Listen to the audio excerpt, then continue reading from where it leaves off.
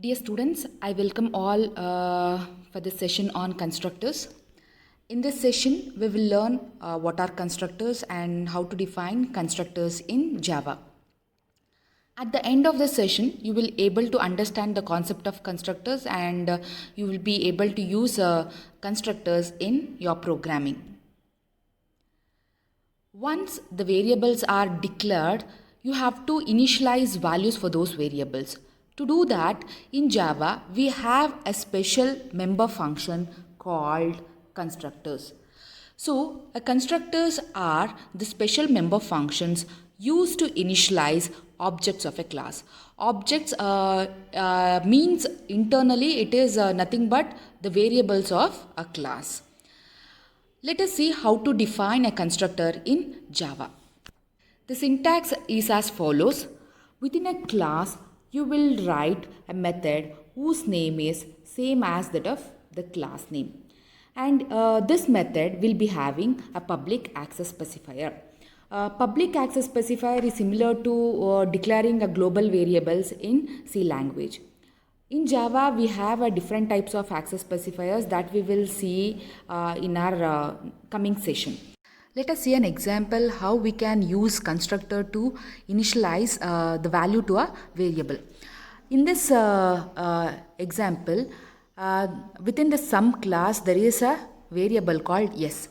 Using this constructor, I am setting the value of this variable s to 0. See, I have declared a constructor under public section and within this body of the constructor, I have written s equals to 0. Apart from this initialization statement, no other statement comes within this method. Okay, this is how we declare a constructor to initialize values to an object. Okay, next. Let us see the rules that we have to follow while defining a constructor in Java. The name of the constructor should match with the name of the class. A constructor, even though it is a function, there is no return type for the constructor. That means you should not specify any return type for the constructor, not even a void data type. The constructor should be declared in public section. Always it should be under public section.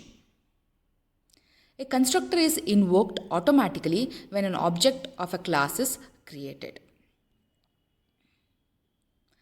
A constructor can have default arguments. You can specify the values that has to be set to the variables as a default arguments to a constructor. A class can have more than one constructor. Depending on the requirement, you can declare multiple constructors for initializing the objects of a class. The constructor make implicit calls of the new operator when the memory allocation is required. The memory allocation is required when an object of a class needs to be created. As soon as the object is created, you want to initialize the object of the class, hence this constructor will be used. Next. They cannot be inherited, although a derived class can call the base class constructor. We will learn about this when we discuss inheritance concept. Okay, so this is about the constructor and defining a constructor in Java. With this, I'll conclude today's session. Thank you.